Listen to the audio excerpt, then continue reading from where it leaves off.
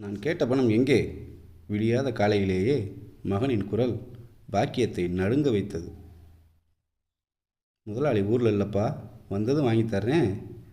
இதையே தாம்மா ஒரு வாரமாக சொல்கிற என்று கத்திவிட்டு கிளம்பினான் மகன். கணவர் இருந்த காலத்தில் மகனிடம் பயமும் ஒழுக்கமும் இருந்தது. இப்போது அது இல்லை. நாம் தான் பணம் கொடுத்து கெடுத்து விட்டோம் என்று மனதில் நினைத்து அழுதாள். சமையலோடு சேர்த்து நெஞ்சமும் வெந்தது. அவன் வாழ்க்கையை வீணாக்கி கொண்டிருந்தான். ஊர் சுற்றுவது, புதிய உடைகள் வாங்குவது என பணத்தை செலவழித்தான். வாகன தவணையை கூட ஒழுங்காக கட்டவில்லை. வாகன தவணைக்கு பணம் தேவைப்பட்ட போது கோபத்துடன் அம்மா வேலை செய்யும் வீட்டை நோக்கி கிளம்பினான்.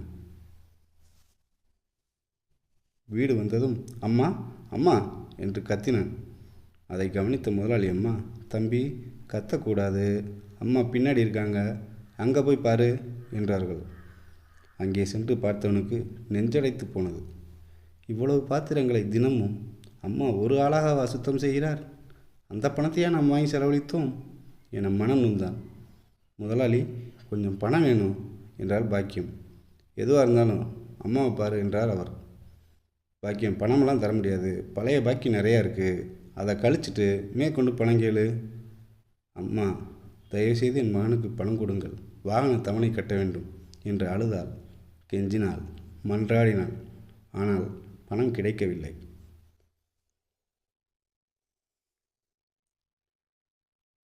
இதையெல்லாம் கவனித்த மகன் முன்னே வந்தான்.